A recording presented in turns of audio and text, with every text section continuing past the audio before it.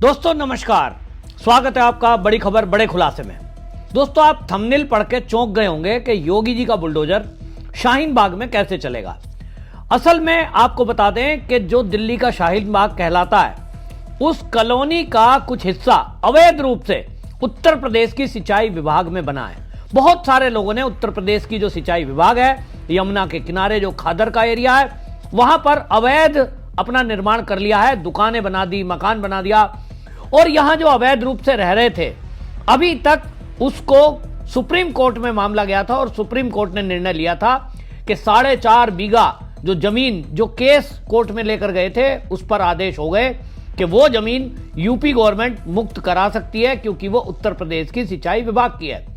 इसके बाद जब आदेश हो गया और वो जो अवैध निर्माण वाले थे उनको सुप्रीम कोर्ट से झटका लगा, इसके बाद योगी जी ने तय कर दिया कि अब जितनी भी जमीन यहां अवैध रूप से लोगों ने कब्जाई हुई है, हम सारी उत्तर प्रदेश की सिंचाई विभाग की जमीन को अब खाली कराएंगे।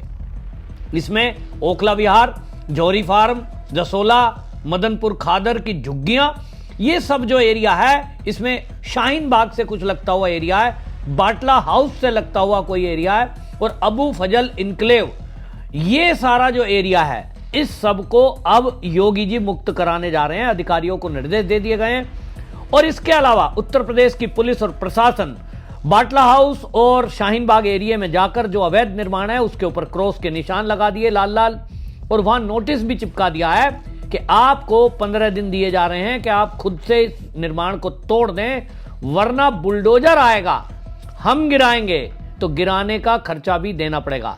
अब लोग तो ये सोच रहे हैं कि कोर्ट में जाएंगे और कोर्ट में जाते ही हमें राहत मिल जानी है, और इसलिए बहुत सारे लोगों का कहना है कि साहब हम तो 40 साल से यहाँ रह रहे हैं, कोई कह रहा हम तो 20 साल से यहाँ रह रहे हैं। लेकिन ये सब लोग भूल रहे हैं कि जो सरकारी दस्तावेज है उसमें ये उत्तर प्रदेश की सिंचाई विभाग की भूमि दर्ज है। अब ऐसे में अगर कोई भी अवैध निर्माण है तो इसका मतलब ये नहीं है कि आप 40 साल से या 100 साल से रह रहे हो तो वो आपकी हो जाएगी। अवैध निर्माण अवैध रहेगा, और इसको लेकर ये जो बाटला हाउस एरिया के लोग हैं, जो ओखला खादर के लोग हैं, मदनपुर खादर के लोग हैं, ये कोर्ट में गए थे, और ये कोर्ट में केस को पहुंचते पहुंचते 4.5 बीघे का जो केस है वो तो सुप्रीम कोर्ट तक पहुंच गया। और सुप्रीम कोर्ट भी इस मामले में पहले ही कह चुका है कि सरकारी भूमि को तो मुक्त करना ही होगा जो अवैध कब्जे किए हुए हैं। और वो भी आप सोचिए, वो है जमीन जो सिंचाई विभाग की यमुना के किनारे है। और इसीलिए आपने देखा कि कुछ दिनों पहले भी योगी जी का बुलडोजर वहां चला था, क्योंकि रोहिंग्या वहां बताए हुए थे, जिसको आम आदमी पार्टी का अमानतुल्लाह खान वहां उनको लाइट पानी सारी सुविधा दे रहा था। हालांकि वो टेंट लगाए हुए रह रहे थे, लेकिन वो सारी व्यवस्था उनको आम आदमी पार्टी की सरकार ने सारी व्यवस्था करके दी थी। तो योगी जी का बुलडोजर चला तो वहां से खदेड़ दिए गए। लेकिन जैसा कि फितरत है लोगों की कि वहीं आसपास कहीं ना कहीं बच जाते हैं। कुछ लोग तो वो झुग्गियों में थे, कुछ लोगों ने पक्के निर्माण कर दिए, और लोग कह रहे हैं साहब हम तो 30 साल से रह रहे थे। तो अब सवाल ये उठता है कि आप अगर 20 या 30 साल से कभी रह रहे थे, और योगी जी भी कुछ नहीं कह रहे थे, क्योंकि योगी जी को भी आए हुए, अब आप समझ लीजिए 2022 से योगी जी यूपी में हैं, तो भाई किसी को कुछ कह तो नहीं रहे थे 12-13 साल से। लेकिन आप यदि ये कहेंगे कि भाई आप रहेंगे भी और उसके बाद गुर्राएंगे भी, ये योगी जी के सामने नहीं चलता। आप रहते होते तो ठीक है, लेकिन रहने के अलावा जो आपने अवैध निर्माण खुद अपने एरिया में कर दिया और दूसरों को बसाने का काम कर रहे हैं, यानी रोहिंग्या जो यूपी के लिए भी एक खतरा है। और योगी जी का तो संकल्प है कि पूरे एरिया में क्लीनिंग करना, उत्तर प्रदेश में एक भी रोहिंग्या छोड़ना नहीं है। शासन प्रशासन को सीधे आदेश है। शासन प्रशासन हमेशा उनको लगातार खदेड़ता रहता है। अब तो पकड़ पकड़ कर उनको भेजा जा रहा है बांग्लादेश सीमा के पार, और उत्तर प्रदेश की पुलिस तो जेल में डाल देती है। तो इन लोगों ने तरीका अपनाया है, एक जगह से हटाओ दूसरी जगह चले जाते हैं, कुछ करना तो है नहीं, एक थैला उठाना है, कबाड़ी का बोरा उठाना है और चल देते हैं। लेकिन योगी जी पूरे यूपी में इस समय जो अभियान चल रहा है, उसके तहत आप देखिए कि कोई देश विरोधी बयानबाजी करे, कोई पोस्ट डाल दे, तत्काल पुलिस अरेस्ट करती है।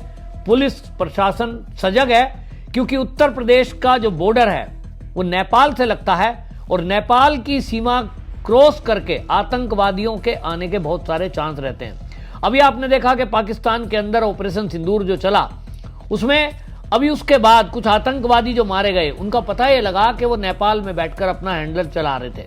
सारा अपना नेटवर्क नेपाल से चला रहे थे।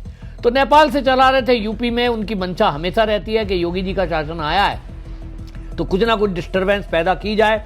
और अब बिहार में चुनाव आ रहा है तो बिहार से भी यूपी की सीमा लगती है। सारे मामलों को देखते हुए योगी जी ने सख्त आदेश प्रशासन को दिए कि प्रदेश के अंदर खोज कर निकाला जाए, एक भी व्यक्ति ऐसा रह ना जाए जो पाकिस्तान से वीजा पासपोर्ट लेकर आया और वो वापसी नहीं किया। ऐसे पूरे देश में बहुत सारे लोग थे जिनकी संख्या हजारों में है, लेकिन उत्तर प्रदेश पहला ऐसा प्रदेश बना जिसने पाकिस्तान से आए हुए वीजा पर जो लोग थे उनको खोज कर निकाल कर उनको पाकिस्तान भेजा है। उत्तराखंड में धामी जी ने भी ऐसा किया था। धामी जी ने भी देहरादून में कई गिरफ्तारियां उनकी पुलिस के द्वारा हुई और वहां की पब्लिक भी, उत्तराखंड की मैं कहूंगा, यूपी की पब्लिक तो सोई हुई है।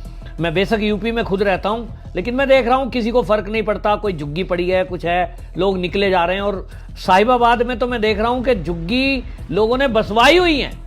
रोहिंग्या बांग्लादेशियों को बसने देते हैं, किराया लेना है, बड़े बड़े पैसे वाले लोग हैं लेकिन उनका किराए पे प्लॉट जा रहा है, उस लालच में वो बसवा देते हैं कि आप कबाड़ी का काम करो, हमें पैसा देते रहो। और उस तरह से पुलिस और प्रशासन भी कुछ पैसे लेके चला जाता होगा। इसको तो मैं नहीं कहता कि वो क्यों इग्नोर कर रहे हैं, लेकिन साहिबाबाद में उस क्षेत्र में कई जगह ऐसी कई बार झुग्गी वगैरह पड़ी हुई है, उनको देखा गया है। लेकिन उत्तराखंड में ऐसा नहीं है। उत्तराखंड की पब्लिक ने तो खुद खोज कर डोर टू डोर कैंपेन वहां के लोगों ने चलाया। और अगर कोई फेरी वाला भी आ जाए, पूरा आई कार्ड चेक करते हैं, कहां से आया, क्या नाम है। और तब जनता इतनी जागरूक है कि पुलिस और प्रशासन को वहां काम करना पड़ रहा है। धामी जी ने पहले से ही ऑर्डर दिए हुए हैं, तो उत्तराखंड ने अपनी क्लीनिंग कर दी।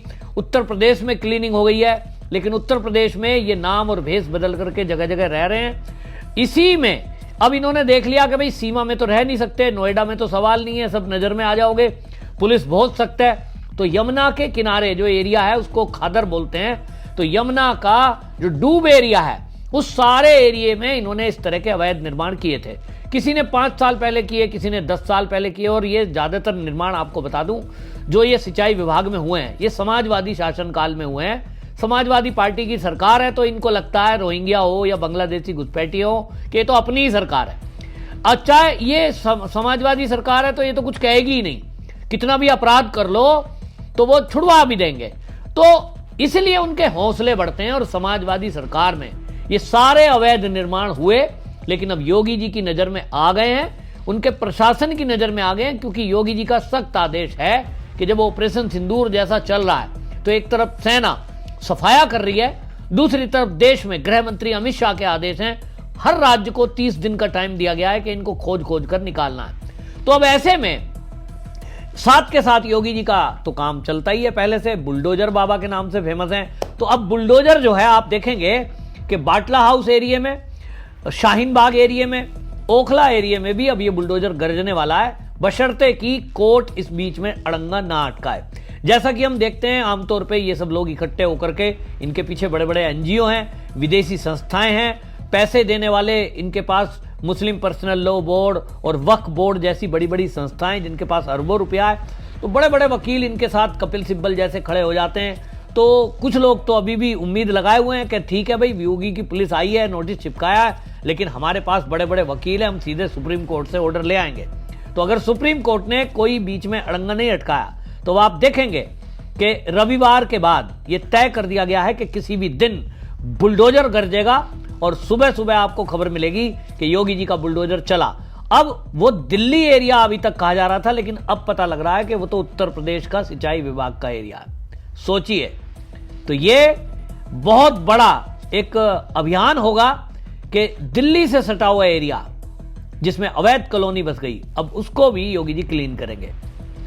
आपकी इस पर क्या राय है कमेंट में जरूर लिखें और वीडियो को शेयर जरूर करिए। जो काम अच्छा करे उसको अप्रिशिएट करना चाहिए और योगी जी देश के अंदर नंबर 1 है, इसमें कोई दो राय नहीं है। आपकी इस पर क्या राय है कमेंट लिखिए, वीडियो शेयर करिए। वंदे मातरम।